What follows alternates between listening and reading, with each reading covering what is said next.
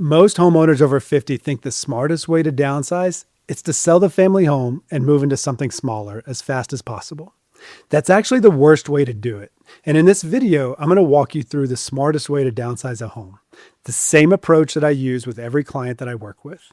We'll cover when to actually downsize, when to stay put, and the one thing that most people skip that costs them tens of thousands of dollars. I'm Weldon Hobbs, and I help homeowners over 50 align their life and wealth goals with their home decisions so that way they can actually enjoy this next chapter. And if you like this type of content, hit that like and subscribe button, and let's get into it. So here's where this comes from. Someone asked me this last week. She said, Weldon, the kids are gone, the house feels too big, and everybody keeps telling us that we should sell and downsize while the market's good. We have some equity in this place, and parts of me want the smaller, simpler thing, whatever that is. Part of me doesn't want to leave the home that we raised our family in. What should we do? And that is one of the most common questions that I get. Now, I'm a project manager by training. I spend my whole career steeped in money matters and real estate. And when somebody hands me a question like that, my job is to think outside the box, to look at the thing that they're not looking at. The question that was asked here, there are families all across this country going through this right now. The nest is empty. The house feels too big. Everybody around them has an opinion. And I've walked 500 plus people through this decision-making process and to help them make their own conclusions that work best for them. And I've done it with my own mom. And here's what I heard in the question versus what was missing. Again, the kids are gone. She told me the house feels too big. They've got equity in it. There's some part of her that wants something smaller, simpler, and there's a part of her that wants to stay. What I did not hear, she did not tell me what she's actually trying to get out of the downsizing. And that's not a small thing. That is the entire thing. Because downsize, that can mean 5 completely different things, and every one of them points to a different answer. So are you trying to cut your monthly costs because money is tight? Are you trying to get out from under the maintenance and the stairs in the yard? Are you trying to free up the equity to help the grandkids or fund retirement or do something that you want to do, a life goal? Are you trying to get closer to family in another state? Are you tired of just rattling around in a house that was built for a family that doesn't live there anymore? Those are 5 completely different goals, and they point to 5 different answers. For one of those goals, the smartest move is to sell tomorrow. For another, the smartest move is to never sell and to change the house instead.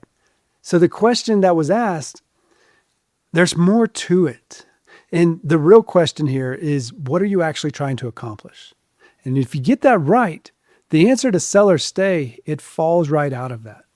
So here's what we're talking through today. 6 things that every homeowner over 50 needs to think about before you downsize.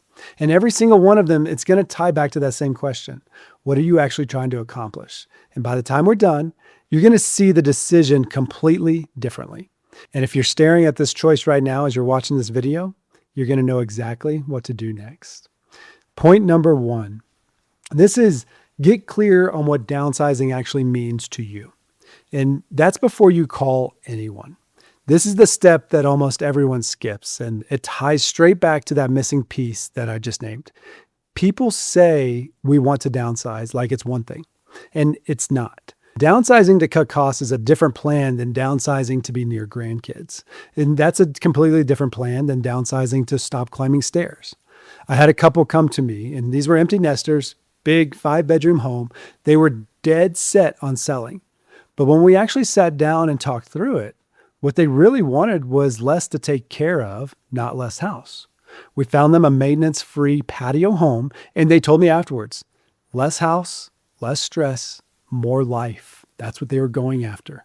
That was the goal the whole time. They just hadn't named it yet. So before you call an agent, before you call anybody, write down the one thing that you're actually trying to get out of this downsize and what that means to you. That's your life goal. Everything else should serve that. Friends, life transitions, they get complicated fast, and sometimes you just need the right professional or two in your corner to navigate it. If that sounds like where you're at, where you could use some clarity on the decisions that are in front of you, check out the link below. It's start.askweldonhobbs.com.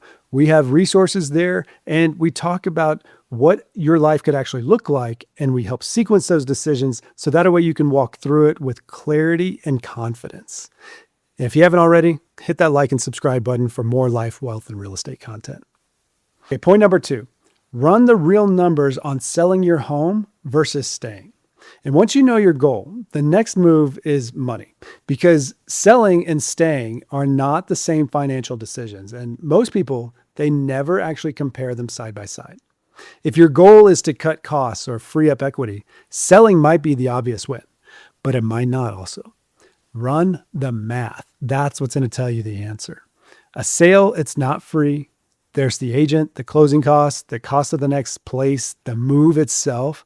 And sometimes when you actually add it up, the smaller place doesn't save you nearly what you thought, especially if you're buying back into the same market you're selling into. And staying isn't free either. There's upkeep, there's taxes, there's the cost of the house that's bigger than the life you're living in it. What if you're aging in place? There's some modifications that might be worth investing in.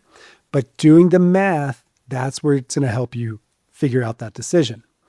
And again, before you fall in love with either answer, put them next to each other in real dollars. Because the right move, that's the one that's actually serves the goal that you named in point 1, not the one that just feels right.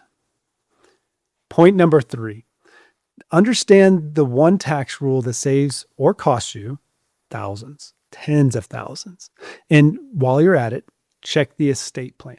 This is the thing most people skip, and it's the expensive one. When you sell your primary home, the IRS, they're going to let you keep a big chunk of your gain, your capital gains, tax-free. And that's under Section 121. So a married couple filing jointly, they can exclude up to $500,000 of capital gains. A single person, up to $250,000 is excluded. But there is a rule. You have to have owned and lived in that home for at least 2 of the last 5 years. And most people who've been in the family home for decades clear that easily, especially today in today's age if you held it before 2020. But here's where it bites you. If you move out, rent it for a few years, then decide to sell, you can blow past that window, and then you have to hand the IRS a check that you never had to write. And it goes further than the sale itself. If you're near a Medicare age, a big one-time gain, that can spike your income for the year. And Medicare looks back 2 years to set your premiums. So a sale you didn't plan can quietly raise your healthcare costs down the road with something called IRMA. Now, while you're there, though, while you're in this frame of mind, you're examining these parts of the real estate, do one more thing. Make sure that the estate plan is intact. As long as you're touching the house, make sure it's titled correctly. If you've got a trust, make sure the house is actually funded into it. Make sure that you've planned for the unknown, so no matter what happens, you stay in control. If you want help understanding any of that, look in the caption below. I put some of the best estate planning education that you could ask for right there, and it's for you. Now, let's take a moment to reflect, because this is exactly why that goal that you named in number 1 has to come first. The tax piece and the estate piece together, that can be the difference between netting what you expected and losing tens of thousands of dollars that you never saw coming. Talk to a CPA before you list, not after. Point number 4, this is recruit the right team before making a move. Not a big team, the right team. And here's the mistake that I see constantly. People treat this like a real estate decision. So they call one person, an agent. But downsizing over 50, it's not just a real estate decision. It's a life decision. It's a money decision. And it's a real estate decision all combined. And you have to make those decisions in that order. You don't need a huge team. You need the right one. So depending on your goal, that might be a CPA for the tax piece, a financial planner if you're trying to free up equity and figuring out what to do with it afterwards for retirement, an estate attorney to make sure that the plan that we just talked about, that is still solid, and yes, an agent when the time is right to transact. The problem is these people don't usually talk to each other. The CPA is going to optimize the taxes for this year. The planner optimizes the investments. The agent optimizes the sale. Nobody's optimizing your actual life and the sequences that are required to execute this well. That's the job that you're charged with. You're the one calling the plays. You just sometimes need somebody to help you see the whole field and ask each of those people the right questions. Which players do you need? That depends entirely on, you guessed it, what you're trying to accomplish.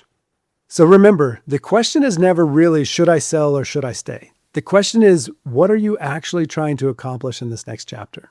And when you get that right, everything else, the numbers, the tax move, the estate plan, the team, it lines up behind it.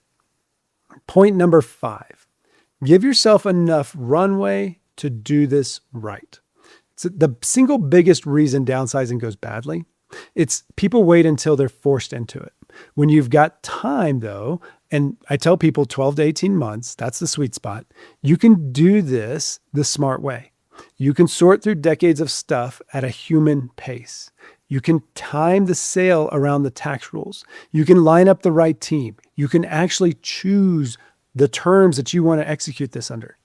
When you wait though, and you have a health scare or a fall, it forces the issue. None of that is possible. And I watched this happen in my own family.